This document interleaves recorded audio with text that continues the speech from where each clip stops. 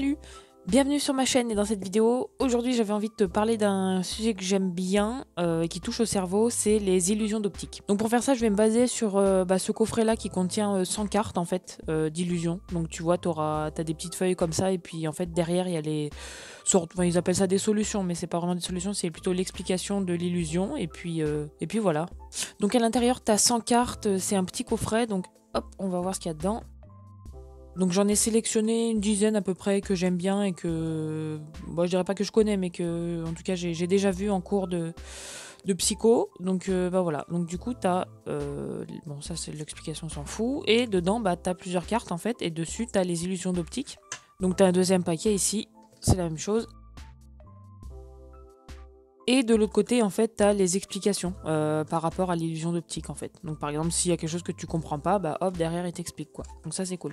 Déjà, tu peux te demander d'où ça vient, les illusions d'optique, mais en fait, il y en a partout autour de toi. C'est juste que ton cerveau arrive à les corriger. Parce que tout le monde que tu vois et que tu perçois, en fait, c'est une construction de ton cerveau. C'est pour ça que les gens voient pas la même chose de la même façon, ne ressentent pas les odeurs pareilles, ou n'entendent pas les mêmes bruits avec la même intensité et la même sonorité. En fait, les illusions d'optique se basent sur un principe simple, si tu veux, c'est qu'elles vont exploiter nos failles sensorielles. En fait, toutes les infos qui arrivent à ton cerveau, elles sont tellement nombreuses que ton cerveau, du coup, il peut pas toutes les traiter, donc il va faire des raccourcis et il va tirer des conclusions sur ce qu'il voit en fonction de ce qu'il a déjà expérimenté dans le passé. Et la plupart des raccourcis qu'il fait fonctionnent, le seul problème, c'est que des fois, il y a des ratés et ça produit des illusions d'optique. Comme tu vois, je t'en ai sélectionné quelques-unes, donc ça c'est je dirais pas les plus connues parce que tout le reste, quand même, il y en a certaines que tu peux reconnaître, je pense, notamment celle-là avec les lignes droites ou ce genre de trucs.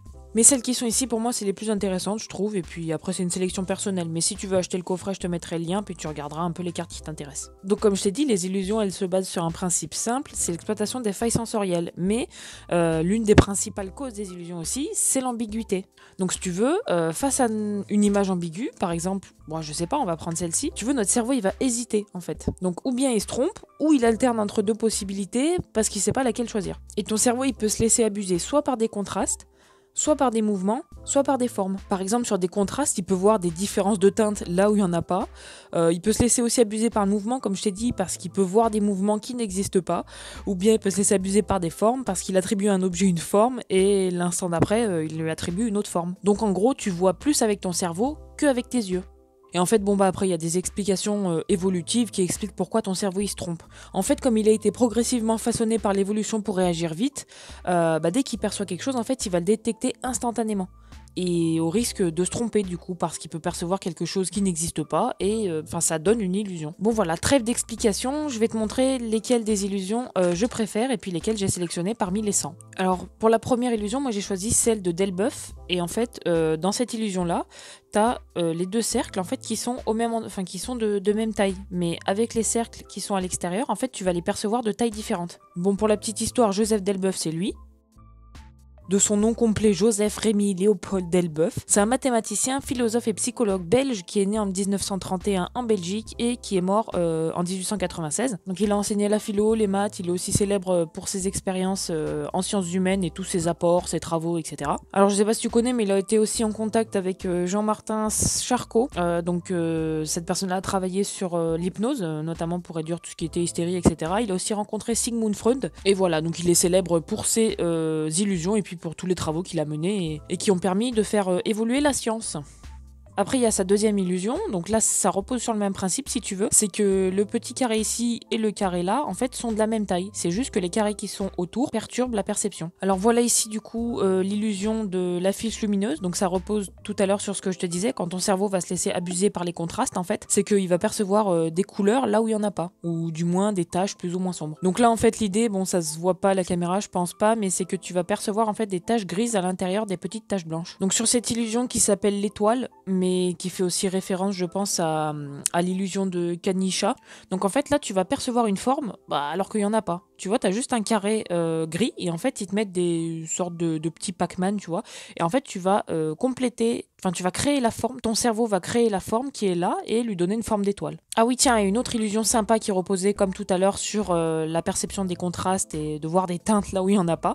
Et c'est une comme ça, ça s'appelle tache grise, mais tu vois, normalement, tu devrais voir apparaître, alors comme je te dis sur la caméra, je sais pas si ça se fait, mais tu devrais voir apparaître des petites taches grises à chaque intersection là. Attends, parce que j'en cherche une sympa.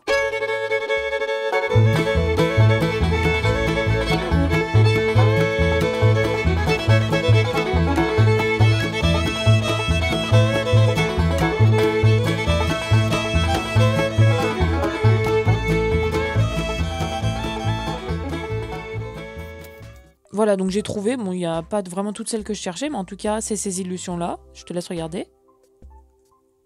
Et en fait, on peut regrouper ces différentes illusions d'optique sous l'appellation de perception paradoxale. C'est quand ta perception n'est pas en accord avec ce que tu interprètes. Donc ça bousille une capacité de raisonnement et du coup, tu sais pas quoi voir en fait. Donc là, par exemple, tu vois, est-ce qu'on voit un E ou il y a un truc qui... Enfin, tu vois qu'il y a un truc qui cloche sur cette forme-là. Et là, c'est la même chose. Donc cette illusion-là de Müller-Lyer, ben en fait, il faut se dire que cette longueur-là est de la même longueur que celle-ci. Ce petit trait-là est de la même longueur que celui-là. Alors que pourtant, notre cerveau, il se laisse tromper par les flèches qui sont là, en disant que la flèche du bas, enfin la ligne du bas, elle est plus longue que celle du haut. Alors que pas du tout. Et je sais pas si tu vois, mais tu sais, c'est la forme du triangle impossible. Je vais essayer de te retrouver la carte.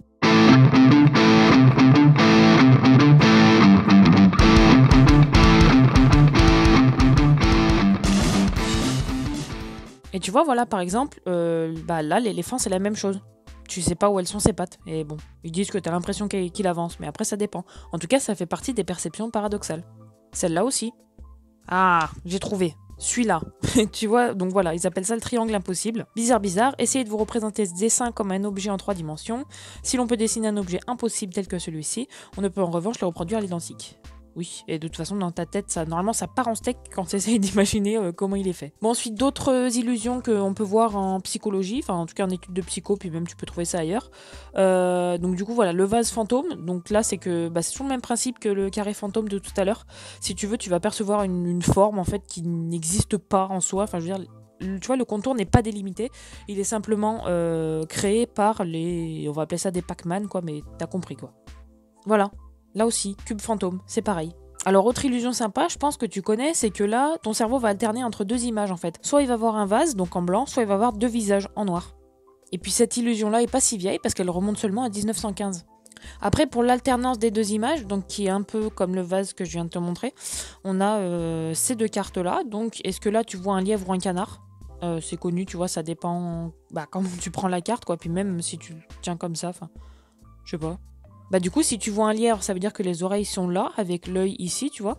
La bouche là, un peu bizarre, le cou, et puis le dessus de la tête. Donc là, tu vois un lapin, avec les oreilles comme ça, quoi. Ou tu peux voir un canard, soit en tenant la carte dans ce même sens, soit comme ça, enfin, je sais pas. Et du coup, en fait, là, t'auras son bec, tu vois, son œil, mais en fait, il regardera par là, contrairement au lapin qui regarde dans l'autre sens. Ici, c'est la même chose, la jeune et la vieille. En fait, tu vas alterner entre 2 images. Donc, bon, il y en a certains qui voient pas les deux, mais si tu veux, je te spoil. Si tu veux pas, t'avances. Mais si tu veux essayer de comprendre cette illusion d'optique tout seul, t'avances la vidéo.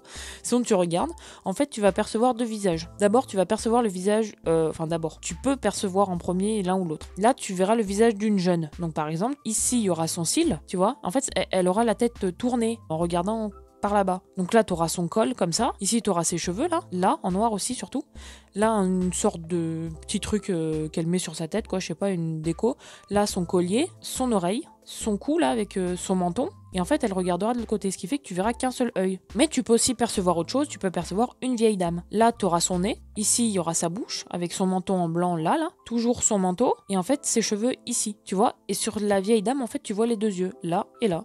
Et après, pour la vieille dame ou la jeune fille, t'as la même chose ici. Donc soit tu vois un monsieur, soit tu vois une fille. Là, je te dis rien, je te laisse regarder.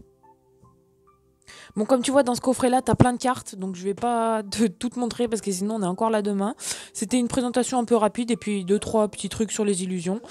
Si t'es intéressé, je te mets le coffret dans la description. Puis ça peut faire un cadeau de Noël sympa, puis tu verras, c'est très marrant, il y a certains trucs, tu continues à les regarder et en fait tu comprends toujours pas. Je te remercie d'avoir cliqué et d'avoir regardé ma vidéo, j'espère qu'elle t'aura intéressé. Écoute, si tu veux la suite ou si tu veux un peu découvrir mon univers, je t'invite à te rendre sur Instagram. Je publie également la même chose sur Facebook. Tu peux t'abonner à ma chaîne, activer la cloche pour être au courant. Généralement c'est une vidéo par semaine, déjà parce que j'ai pas plus le temps et que j'ai envie de faire un travail de qualité, donc le montage prend du temps. Je tourne cette vidéo, nous sommes le 21 décembre, donc voilà, ça peut faire cadeau pour Noël. Et puis je te souhaite de bonnes fêtes, sans doute à l'année prochaine ou... à l'année prochaine en fait. Voilà, bonne fin d'année 2018, profite bien, profite de tout le monde et de tes cadeaux. Passe une bonne journée, bonne soirée, comme tu veux. Ciao!